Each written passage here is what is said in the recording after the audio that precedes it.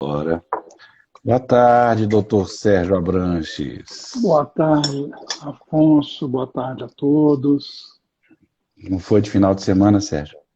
Tudo bem, você?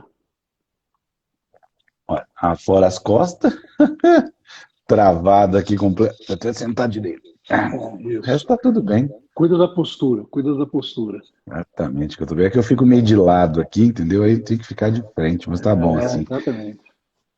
Então, Sérgio, Então, hoje o tema que você propôs foi aliás, volto a dizer, você está cada vez melhor nos títulos, viu? É difícil de competir. Fico tentando criar uns outros diferentes, contestar. Difícil. A direção do vento é muito bom, Sérgio. Boa tarde. boa tarde. Olha aqui, e ainda aviso prévio, hein? Essa semana vai ter livro quase todo dia. Oba! Passei o fim de semana lendo muita coisa interessante. Doramar na cabeça, né? Dona Mar, o Dona Mar já foi lido, mas Já foi? é, mas eu vou pela ordem. Maravilha. Vamos Vamos embora, lá, então. direção do vento, né? Sabe que a- quando eu estava na academia, eu fazia aquelas análises acadêmicas e tal, que de obrigação, tinha que fazer e gosto de fazer. Acho que não precisa de ser tão difícil de entender e tão empolada quanto fazem hoje em dia. E sempre achei que a gente devia usar um leque amplo de metodologias, ao invés de focar em uma metodologia só, porque um método só acaba fazendo com que você não veja as outras coisas. Mas, paralelamente a pesquisa mais, digamos, de profundidade, eu sempre fiz análise de conjuntura. A gente tinha um grupo de análise de conjuntura lá na minha instituição e tinha também um grupo de análise de conjuntura que eu coordenava na Associação Nacional de Pesquisa, de Programas de Pesquisa e Pós-Graduação em Ciências Sociais, ANPOX. E a gente fazia várias reuniões ao longo do semestre, na verdade do ano, né, até a reunião da ANPOX. Lá na reunião da ANPOX a gente fazia sempre um apanhado, aí com artigos mais estruturados e tal. E eu me dei conta rapidamente, nessas análises de conjuntura a que me dediquei, que tem uma coisa muito importante na política, que não está em nenhum compêndio de ciência política, não tem nenhum método para ele, que é a direção do vento. Você tem que saber sentir a direção do vento. Está soprando para que lado? Né? E eu tive durante muito tempo aqui nas nossas lives, praticamente durante todo o período da primeira e da segunda onda da pandemia, muito preocupado porque eu achava que o vento estava soprando, achava não, o vento estava soprando contra a democracia. Né? Agora parece que o vento virou. Ele está começando a soprar contra o maior inimigo que a democracia brasileira tem, que é o senhor Jair Bolsonaro. E tem vários sinais disso, né? A maneira pela qual a CPI está avançando, a maior dificuldade que as lideranças estão tendo para defender o, o Bolsonaro, O volume de coisas que está aparecendo, né? não só o volume, mas a dificuldade que eles estão tendo agora, quer dizer, estão ficando mais nervosos, com menos argumentos, né? E alguns já estão rareando, tornando mais escassas as suas defesas. Né? Isso na CPI. Agora, no conjunto, tem tido alguns sinais importantes. Eu vou falar de um, que foi a entrevista do Gilberto Kassab, nesse fim de semana para o Globo. PSD. O PSD do Gilberto Kassab é um partido que ele criou e que hoje é maior do que o PSDB e o DEM. E ele já está entre os 5 maiores partidos da Câmara, em termos de representação, E ele vai adquirir agora uma musculatura maior, porque ele está trazendo o Alckmin para disputar o governo do Estado. E o Alckmin é o favorito nas pesquisas lá. Aliás, o Alckmin é muito bom de voto em São Paulo, não é bom de voto no Brasil, mas em São Paulo ele é muito bom de voto. Ele está trazendo o Eduardo Paes, prefeito do Rio, com o grupo dele. Está quase trazendo o Rodrigo Maia. E tem o Calil. E tem o Calil. Aí em BH, que é um candidato forte. Eu vi a última pesquisa, ele está empatado com o Zema. E no segundo turno ele ganha. E ele está fazendo uma coisa inteligente. Aliás, o Kassab pode ser tudo, menos burro, né? Ele é muito inteligente. Ele está lançando o Rodrigo Pacheco como um candidato nem Lula nem Bolsonaro. Ao fazer isso, não só ele está mexendo com a vaidade do Rodrigo Pacheco, que é grande, mas ele está também meio que tirando ele da posição de defensor do Bolsonaro, né? Do mesmo calibre do Arthur Lira. Ele tem feito movimentos muito bolsonaristas nesses últimos tempos, muito bolsonaristas. Mas é verdade que a possibilidade dele sair como um candidato alternativo tira ele da órbita do bolsonarismo, né? Então, é um movimento importante. As pesquisas, a gente já tinha comentado aqui, estão mostrando que o vento na sociedade está todo contra o Bolsonaro, né? Na sua maioria. E tem tido outras manifestações também de afastamento do Bolsonaro. O Kassab disse com todas as letras, o PSD não apoia esse governo. Hoje o Novo também mandou essa, você viu, né? Pois é. Então, tá havendo esse afastamento, porque ninguém mais quer ficar com com o partido hipotecado ao Bolsonaro, está se transformando numa personalidade cada vez mais tóxica, né, no sistema.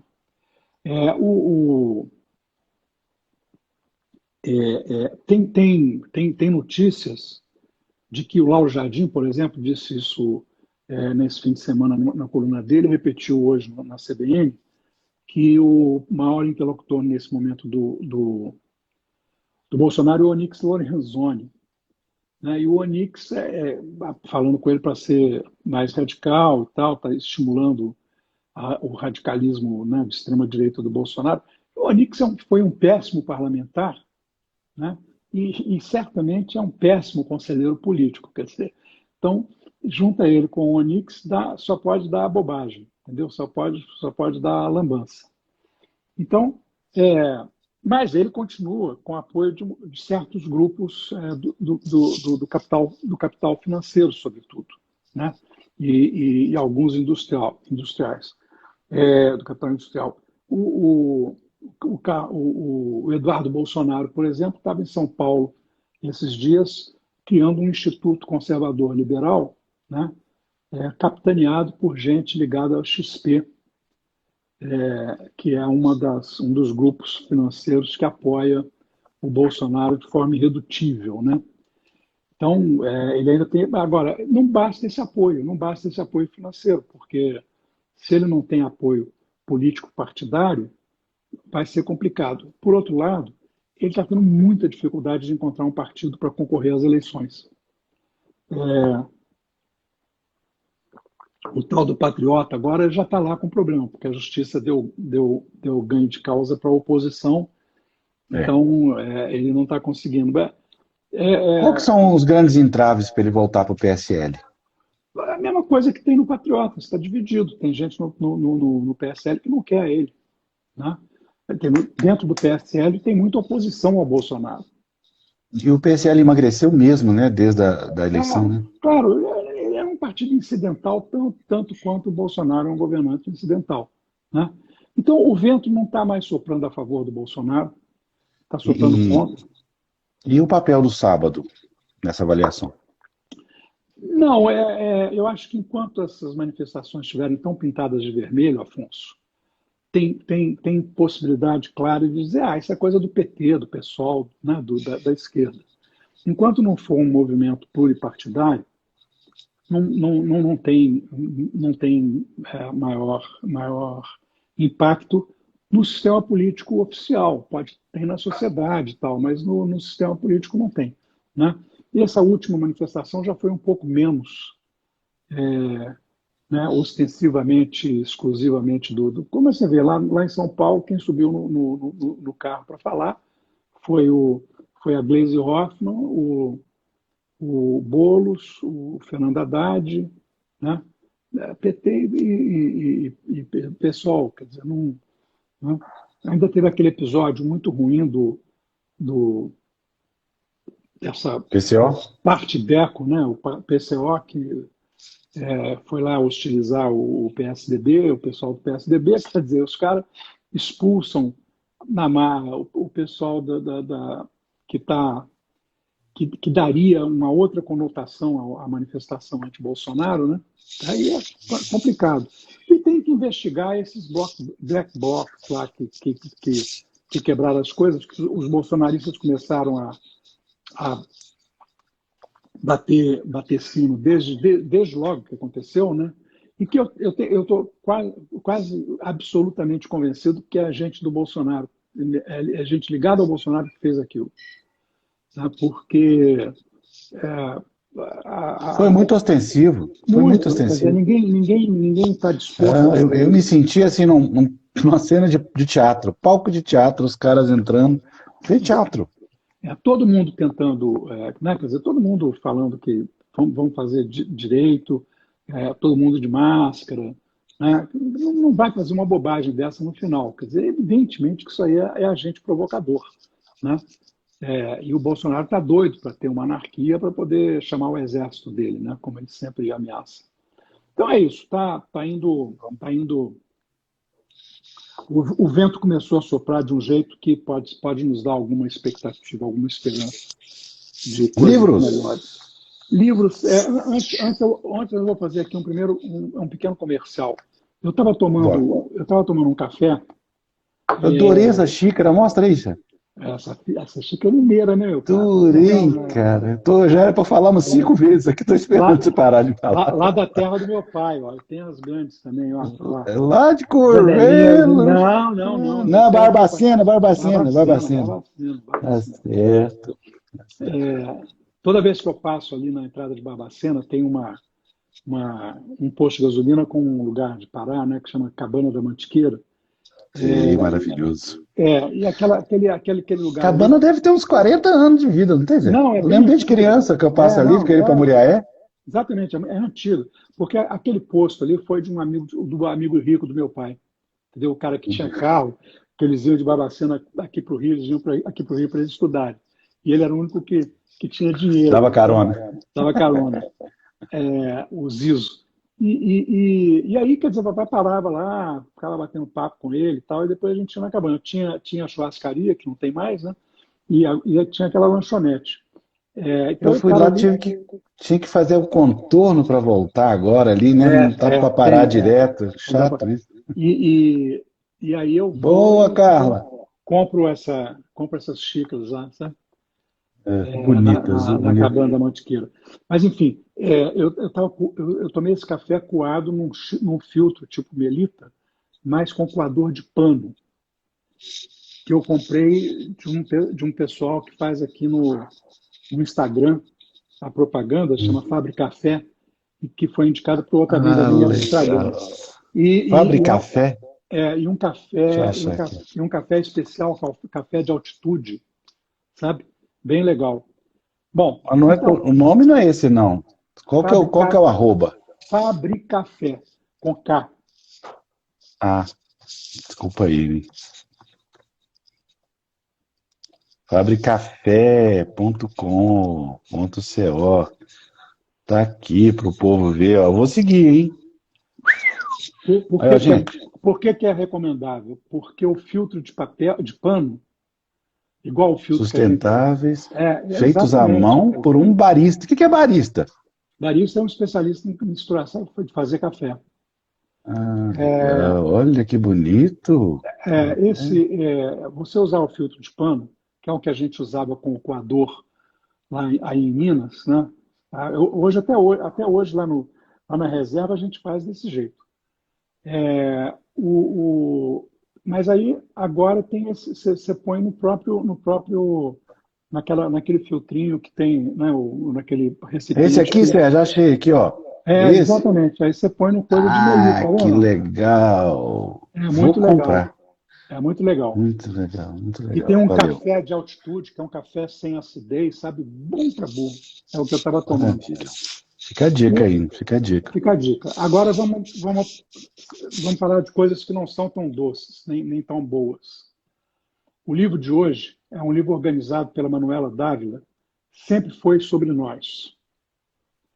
Esse livro é o seguinte, a Manuela ela organizou esse livro com depoimentos de mulheres que sofreram violência política, de todo tipo, né?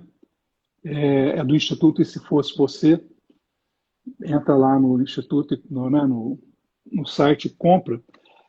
Então, mulheres que sofreram violência política. Eu li os relatos, tem, inclusive o da Manuela, mas tem relatos da Marina Silva, da Dilma Rousseff,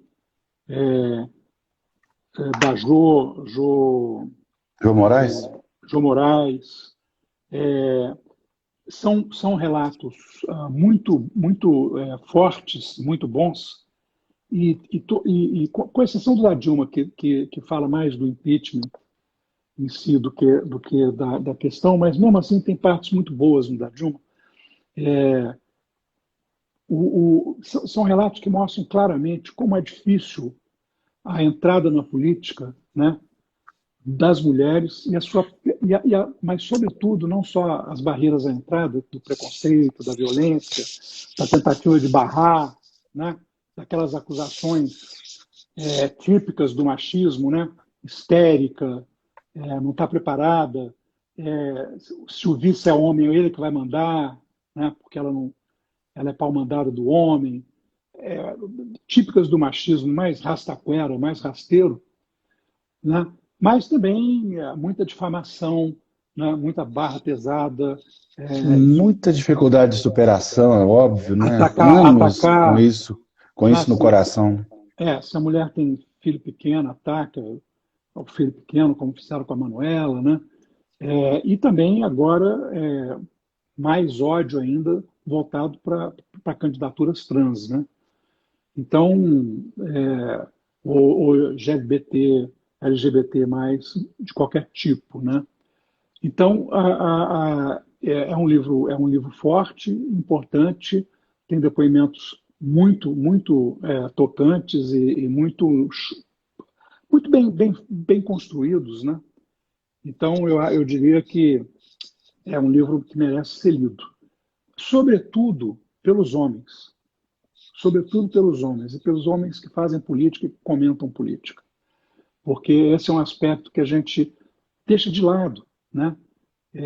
E a violência política contra a mulher, a violência política de gênero, é uma violência muito forte que consegue barrar muita carreira boa, né? Muita carreira boa. E aí a gente fica com esses governos de homens brancos e maus, quando a gente podia ter governos com mais diversidade e bons. Sérgio, dá o site aí para compra, nome de novo, para encerrar. É o Instituto E Se Fosse Você. E Se Fosse Você, maravilha. Só googar isso aí, dá para comprar. Eu ia indicar, mas o meu livro é de outra natureza, então vou ficar só com a sua indicação, que eu não quero misturar os assuntos, tá bom? Falou. Até amanhã. Obrigado. Falou, Serginho. Até amanhã. Um abração. Até já.